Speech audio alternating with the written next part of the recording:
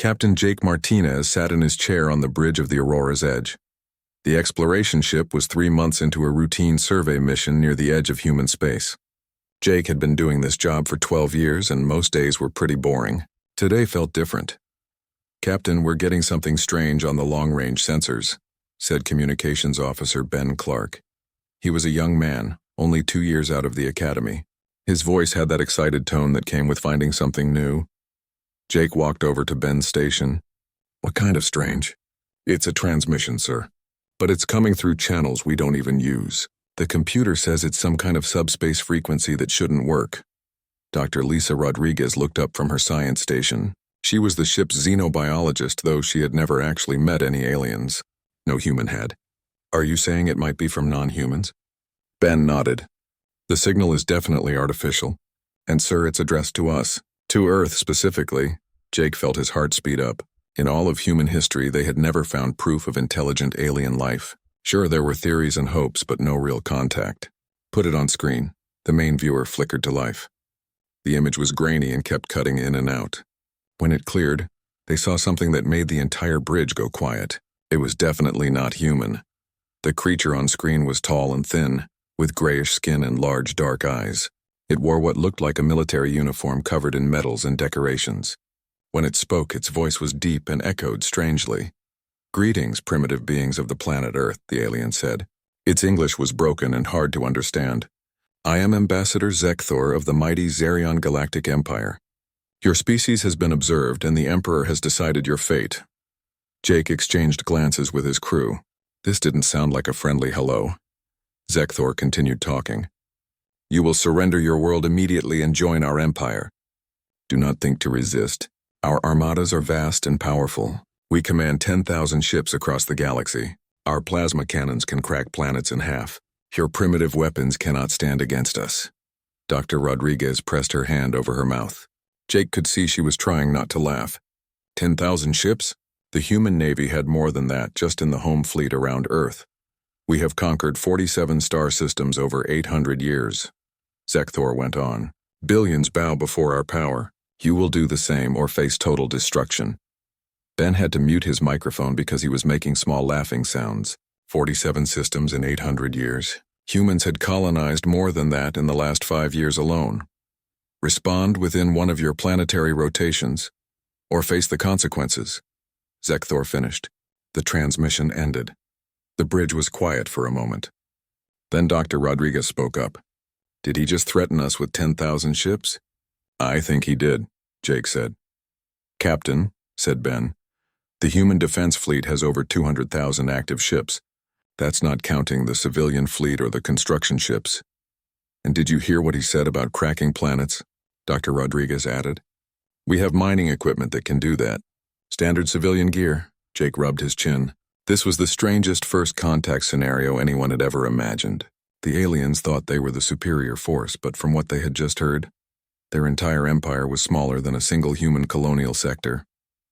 "Ben, open a channel back to them," Jake said. "Yes, sir." "Channel open." Jake tried to keep his voice diplomatic and serious. "Ambassador Zekthor, this is Captain Jake Martinez of the human vessel Aurora's Edge.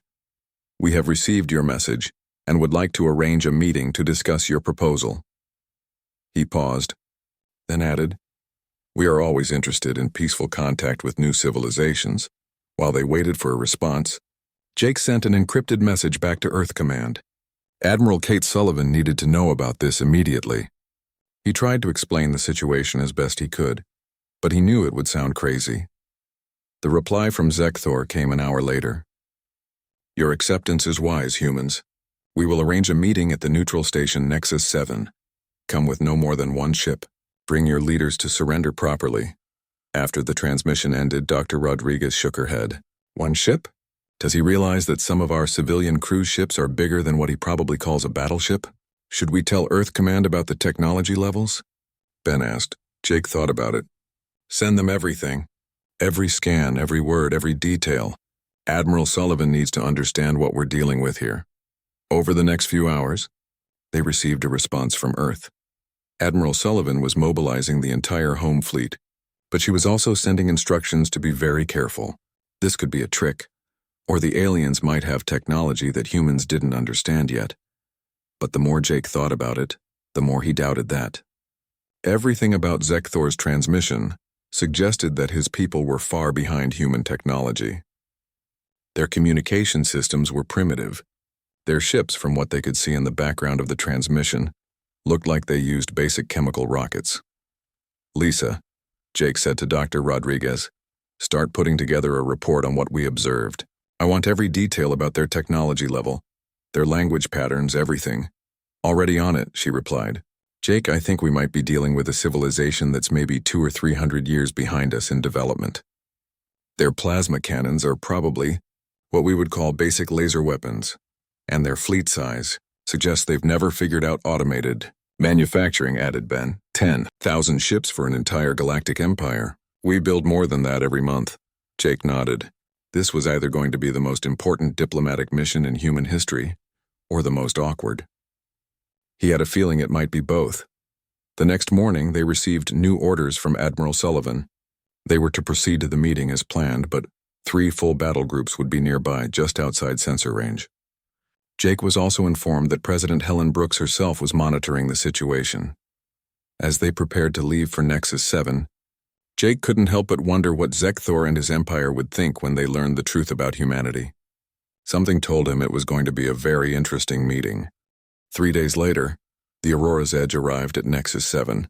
Jake had never seen the ancient space station before. It was old, probably built by some long-dead civilization thousands of years ago. The structure was massive, easily 50 kilometers across, with strange architecture that humans had never been able to figure out. What caught his attention more was the alien fleet waiting for them. Ambassador Zekthor had brought 50 ships as an escort. Jake had to admit they looked impressive at first glance.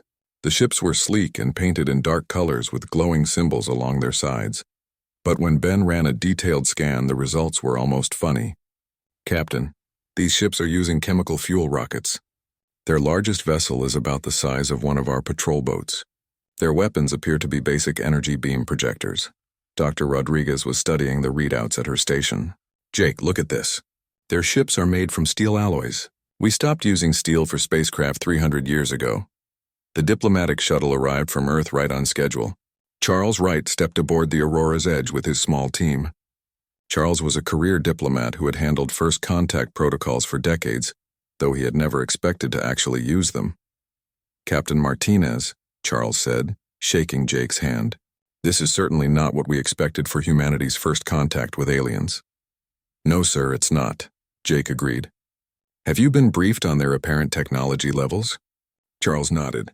"Admiral Sullivan sent me everything. I have to say, this is going to require some very careful handling.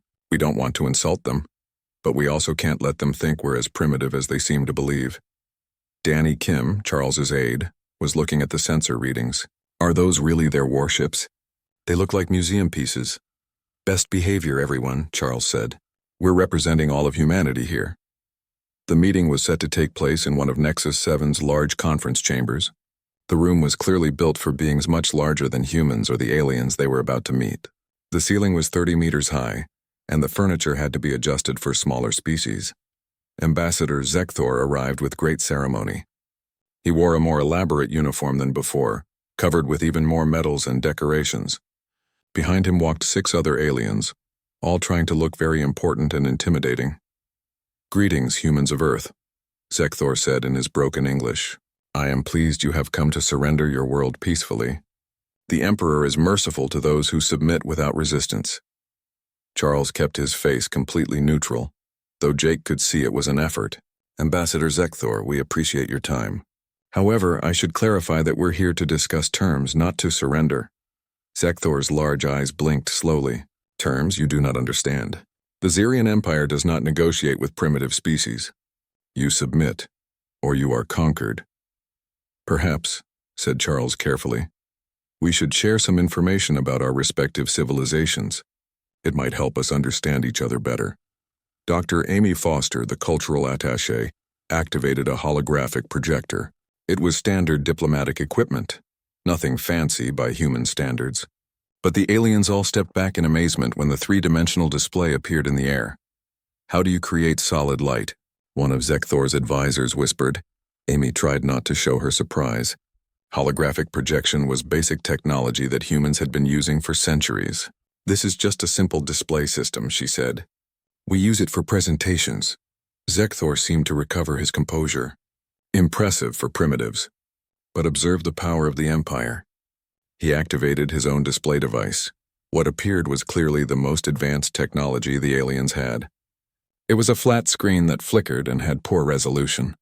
The image showed a map of what Zekthor called the Galactic Empire. Behold, Zekthor said proudly, 47 star systems under Imperial control, 800 years of glorious expansion, 12 billion subjects bowing before Imperial might. Danny Kim coughed and had to cover his mouth. Charles shot him a warning look. Very impressive, Charles said diplomatically. And how large is your military force? Our armadas are vast, Zekthor replied. 10,000 ships patrol Imperial space. Our weapons can destroy cities from orbit. Our armor can withstand any attack. Dr. Foster was taking notes on her tablet. The soft glowing screen caught the attention of several aliens who kept staring at it. Apparently they had never seen a device that thin that could produce light. If I may, Charles said, perhaps we could share some information about human civilization as well. He nodded to Amy, who brought up a basic map of human space. It showed the main colonial sectors, trade routes, and major systems. She kept it simple, showing only about 1% of actual human territory. The aliens stared at the display in confusion. Zekthor's advisor leaned over and whispered something in their language. This cannot be accurate, Zekthor said. You claim to control more systems than the Empire? Impossible. You are a primitive species from one small world. Actually, Charles said gently, this map only shows our local colonial region. The total number of human-controlled systems is... He paused, trying to think of how to say it without causing a panic. Considerably larger. Danny Kim was looking at his own tablet, checking the latest census numbers. Sir, he whispered to Charles, current human population is 340 billion across 2,600 inhabited worlds. Charles tried to keep his voice steady. Ambassador, what is the current population of your empire? 12 billion across all Imperial worlds, Zekthor said proudly. The Empire grows stronger each year. The room went very quiet. Dr. Foster was staring at her notes. Amy realized that the entire alien empire had fewer people than lived in the Sol system alone. Charles cleared his throat. I see. And your fastest method of communication between worlds? Our message ships can travel between systems in mere months, Zekthor boasted. Imperial commands reach the farthest worlds in less than a year. Danny Kim was now staring at his tablet in shock. Human quantum communication was instantaneous across any distance. Messages sent from Earth reached the farthest colonies in seconds. Ambassador, Charles said slowly, I think there may be some misunderstandings about our respective civilizations. Perhaps we should take a break and reconvene tomorrow. This will give us both time to process this new information. Zekthor seemed confused but agreed. As the aliens left the chamber, Jake could hear them talking excitedly in their own language. Once they were gone, Danny Kim slumped in his chair. Sir, they think they're a galactic empire, but they're smaller than the Chicago metropolitan area. Dr. Foster was shaking her head. Their entire civilization has fewer people than a single human city. Their technology is centuries behind ours, and they thought they could conquer us? Charles was quiet for a long moment. We need to contact Earth immediately. This situation is far more delicate than anyone imagined. We're not dealing with a superior alien civilization. We're dealing with a much smaller, less advanced species that doesn't realize how outmatched they are. What do we do? Jake asked. Very carefully, Charles replied. We help them understand reality without destroying their entire worldview in the process. 2 days later, everything changed when Emperor Vexenol himself arrived at Nexus 7. His flagship, the Cosmic Dominion, was clearly the pride of the alien fleet. It was 3 times larger than any other ship they had brought, painted in gold and silver, with elaborate decorations covering its hull. Jake watched from the bridge as the Emperor's ship took position near the station. Ben, what are you reading on that flagship? Ben studied his sensors carefully. It's bigger than their other ships, but still using the same primitive technology. Chemical rockets, steel construction, basic energy weapons. Captain, our shuttle has better armor than their flagship. Dr. Rodriguez shook her head. And they call that the pinnacle of their military might. Emperor Vexnal was different from Ambassador Zekthor. Where Zekthor seemed pompous, Vexnal appeared genuinely angry. He stormed into the conference chamber wearing robes that sparkled with what looked like precious metals and gems. "Humans," he shouted before anyone could speak. "You dare to mock the Empire with your lies and deceptions." Charles Wright remained calm. "Your Majesty, we have no intention of mocking anyone. We're here for honest diplomatic discussions." "Honest?" Vexnal's voice echoed in the large chamber. "You claim to control thousands of worlds. You show maps of impossible territories. You expect us to believe that a primitive species from one small planet has surpassed the mighty Empire?" Zekthor stood beside his emperor, looking uncomfortable. Over the past 2 days, he had begun to suspect that the humans might actually be telling the truth. "Your Majesty," Charles said carefully, "perhaps a demonstration would help clear up any misunderstandings." Vexnal's eyes lit up. "Yes, a demonstration of power. Let us see what your advanced technology can truly do." "I challenge you to a display of military strength." Charles looked uncertain. This could go very badly if not handled carefully. "What kind of demonstration did you have in mind?" "Combat trials," Vexnal declared. "Your strongest warship against mine. We will settle this matter with a show of force." Jake felt his stomach drop. The Aurora's Edge was an exploration ship, not a warship, but even their small defensive weapons would probably destroy the alien flagship in seconds. "Perhaps," Charles said slowly, "we could arrange a smaller demonstration, something less destructive." But Vexnal was already calling his fleet commander. Within an hour, word had gone out to both sides. The Emperor demanded a show of military power, and Charles couldn't refuse without causing a diplomatic incident. That's when Colonel Rick Hayes arrived. Rick was a veteran of the Centauri Wars, the last major conflict humanity had fought. He commanded a single patrol cruiser called the Nighthawk.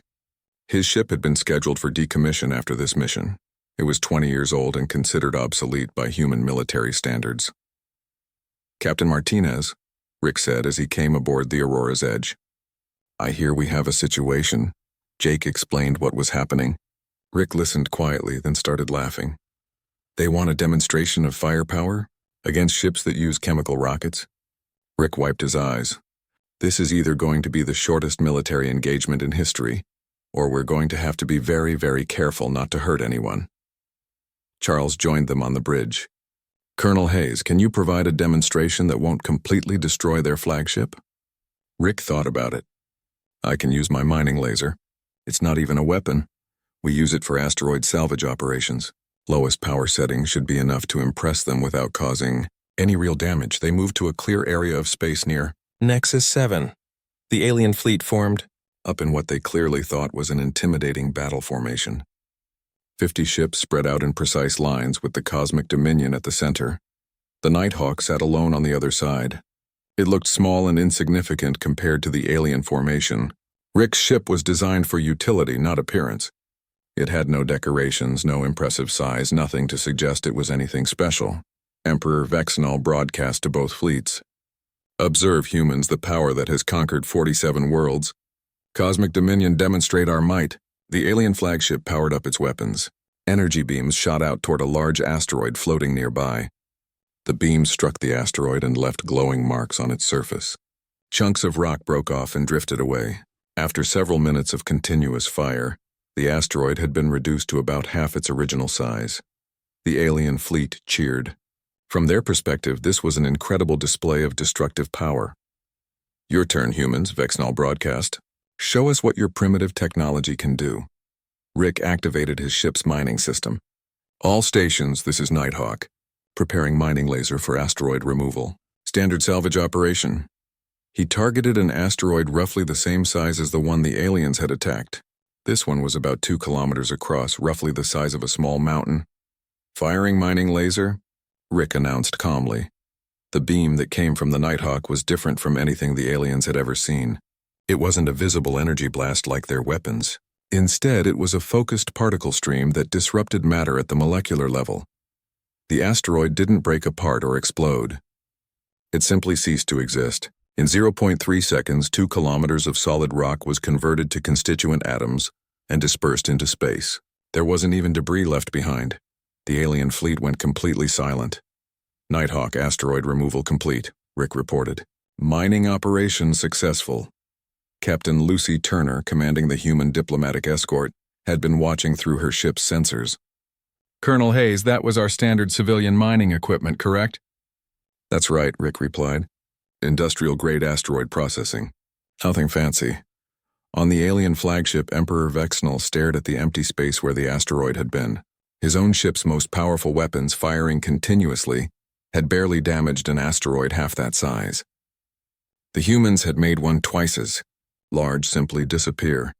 Every ship in the alien fleet immediately powered down their weapons and began broadcasting surrender signals.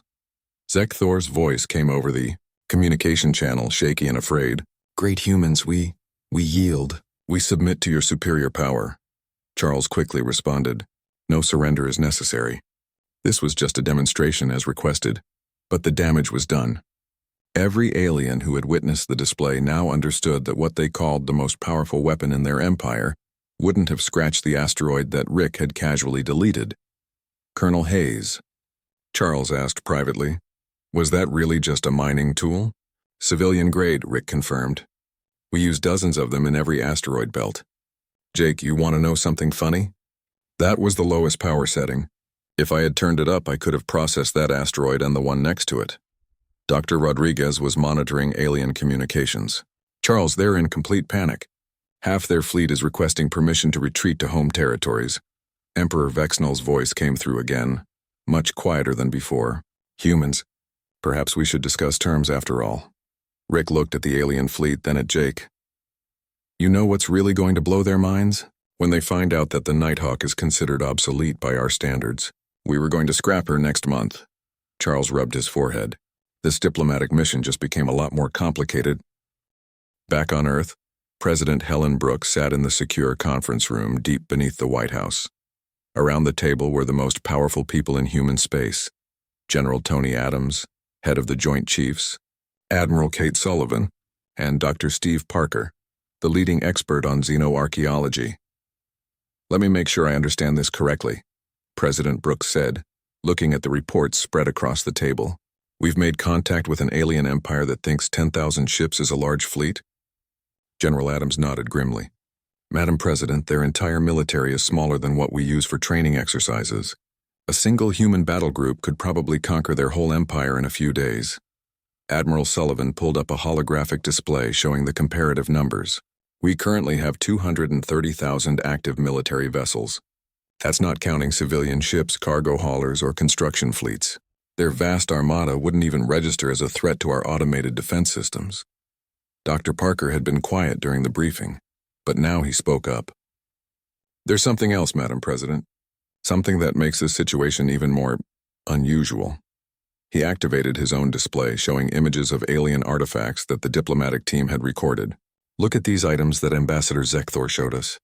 He called them ancient artifacts and lost technologies that prove his empire's greatness. President Brooks studied the images. They look familiar. They should, Dr. Parker said. That's a Mark VII industrial plasma cutter from about 300 years ago. And that one is a standard atmospheric processor from our early colonial period. This thing here is literally a human garbage disposal unit from a cargo ship. The room went silent. You're saying, General Adams said slowly, that their most precious artifacts are our old equipment? It gets worse, Dr. Parker continued. I had our xenoarchaeology teams run a full analysis on their technology. Everything they have, their ships, their weapons, their communication systems, it's all based on reverse engineering human equipment they found. Admiral Sullivan stared at the display. Human equipment they found where? Crashed ships, abandoned mining sites, discarded machinery? Dr. Parker explained. For centuries, these aliens have been scavenging through what we left behind during our expansion phase. They've been trying to copy human technology and thinking it was the most advanced stuff in the galaxy.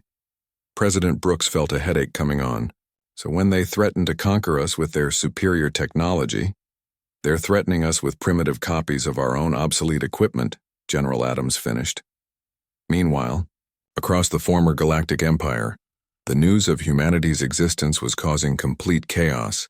On the Imperial homeworld, citizens gathered around public communication screens, watching the footage of the Nighthawk's demonstration over and over again. Admiral Krelton, commander of what the Empire called its invincible war fleet, sat in his flagship staring at tactical reports. His analysts had been studying the human demonstration for days, trying to understand how it was possible. "Sir," his science officer reported, "we've run the calculations dozens of times. The energy output from that single human ship was greater than our entire fleet firing simultaneously for a full day."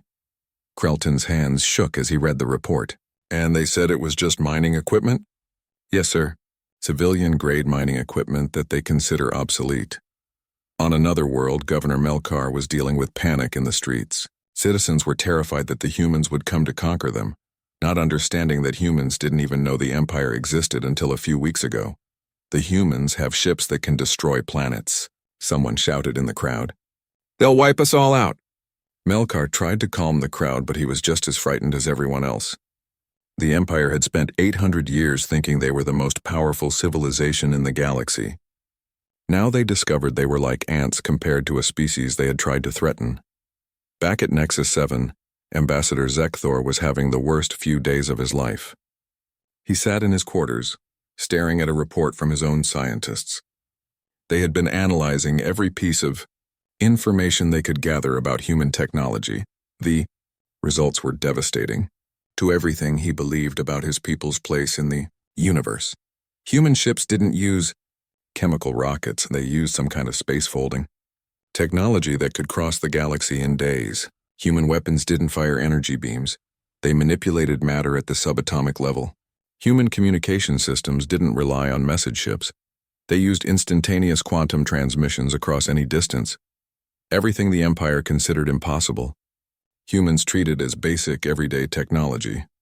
A soft chime at his door interrupted his thoughts. "Enter," he called. Charles Wright stepped into the room, looking concerned. "Ambassador, I wanted to check on you. You seemed upset during today's meetings." Zekthor looked at the human diplomat. Charles was trying to be kind, but Zekthor could see the pity in his eyes. "Mr. Wright, may I ask you something honestly?" "Of course. How long have your people known about us?" Charles was quiet for a moment. "We didn't know about your empire until you contacted us, Ambassador. We had no idea you existed. But surely your long-range scouts must have observed our territory." "No," Charles said gently. "Your empire is very small compared to human space. We've been exploring in other directions." Zekthor felt something die inside him. "Small? We control 47 star systems." "Ambassador," Charles said carefully, "humans currently live on over 2,600 worlds. We've been expanding for less time than your empire has existed, but our technology allows much faster growth."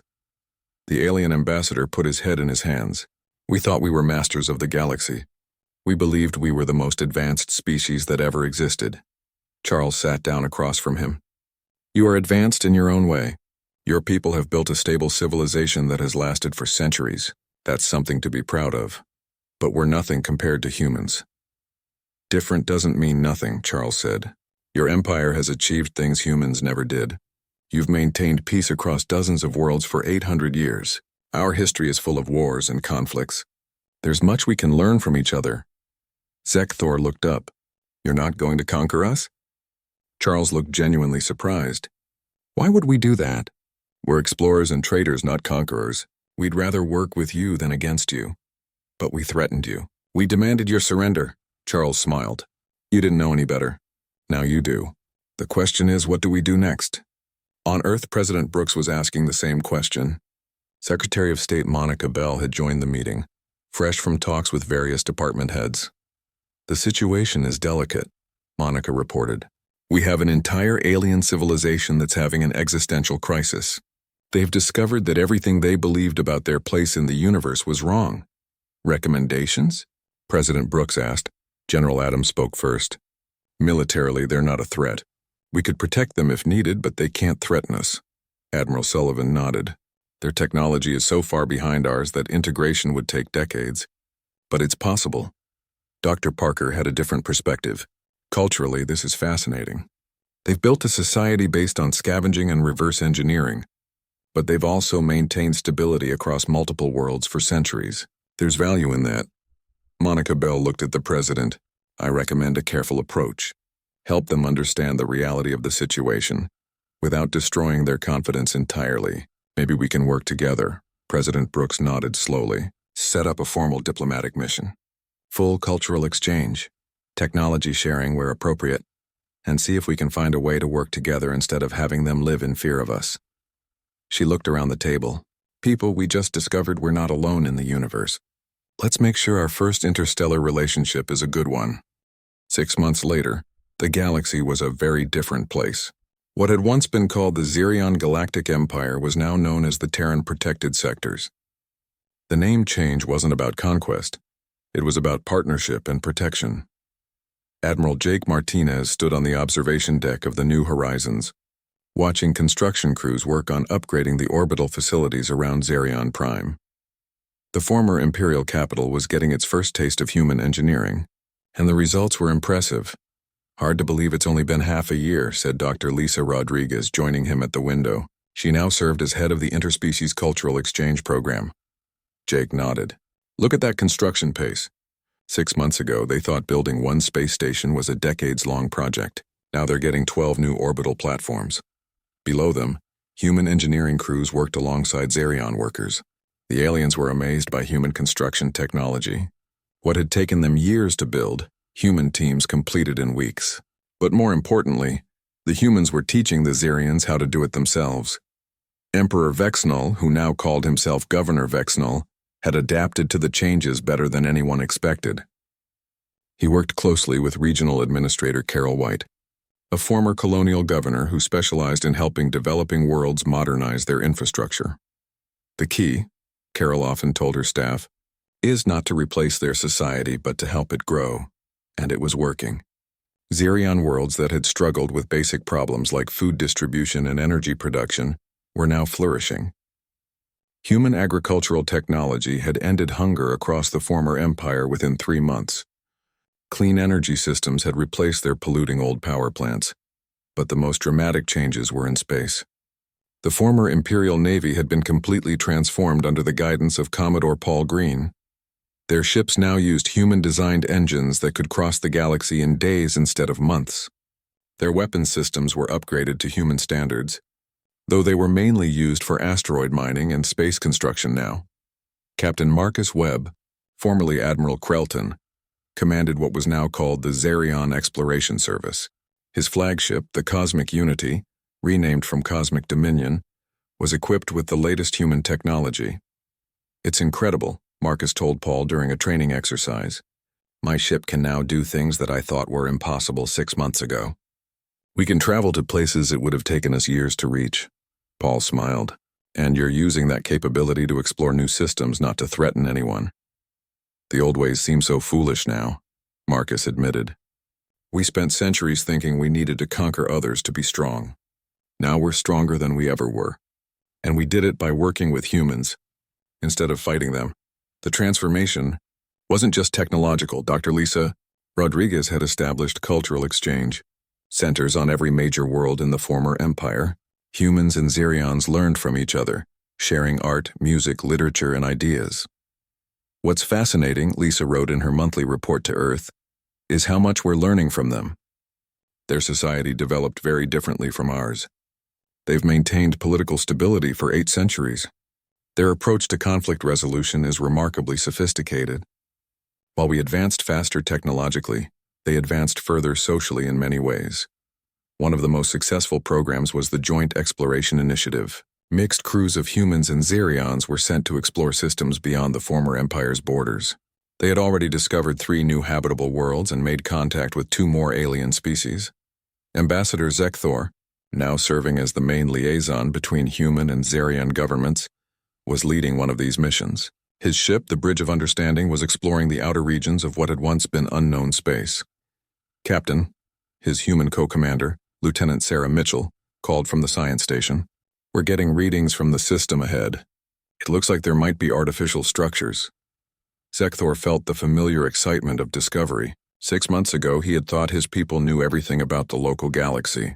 Now he realized they had barely scratched the surface. Take us in for a closer look, he ordered. The crew, half human and half Xerion, worked together seamlessly. It had taken some time to learn each other's methods, but now they functioned as a unified team. What they found was another alien civilization, this one even smaller than the old empire had been. The species called themselves the Kalani, and they were terrified when the exploration ship appeared. "Please don't hurt us," the Kalani leader transmitted. "We are a peaceful people. We have no weapons that could threaten mighty warriors like you." Zekthor and Sarah exchanged glances. This was exactly how he had first reacted to humans. "We're not here to hurt anyone," Sarah replied calmly. "We're explorers. We come in peace and friendship." The Kalani leader seemed confused. "But you have ships that can travel between stars. Surely you must be conquerors." Zekthor stepped forward. 6 months ago I would have thought the same thing. But we've learned that there are species in the galaxy who explore not to conquer but to learn and help. Would you like to meet some humans? Back on Earth, President Helen Brooks was reviewing the latest reports from the protected sectors. The integration was going better than anyone had dared hope. "Population growth is up 15%, reported Monica Bell, now serving as Secretary of Interstellar Affairs. "Agricultural production has increased by 300%. Educational enrollment has doubled. Any problems?" the president asked. "Some cultural adjustment issues," Monica admitted. "Some of the older Xerians have trouble adapting to the rapid changes. But the younger generation is embracing the new opportunities enthusiastically." Dr. Steve Parker had a different kind of report. "We've learned more about galactic archaeology in 6 months than in the previous century. The Xerians have detailed records of dozens of extinct civilizations. They're helping us understand galactic history in ways we never could before." President Brooks smiled. "It sounds like this partnership is working out well for everyone." "There's something else," Monica added. "Ambassador Zekthor sent a proposal last week. He wants to create a formal alliance structure that could include other species as we encounter them, something like a galactic cooperation council." "Interesting idea. What would be the purpose?"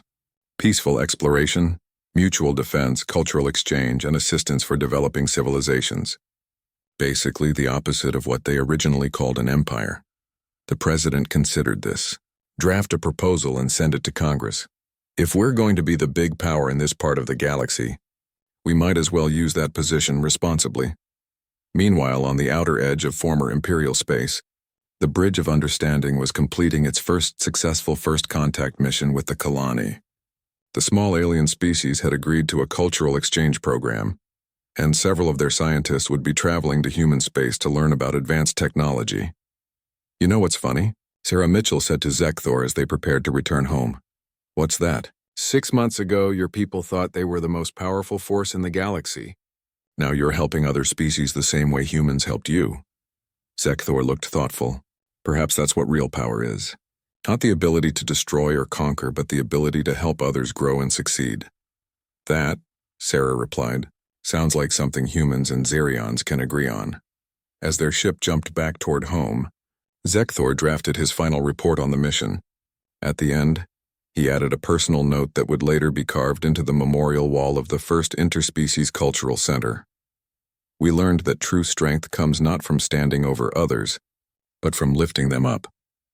The galaxy is vast and full of species waiting to join a community of cooperation and friendship. Together we can explore it all. The transformation was complete.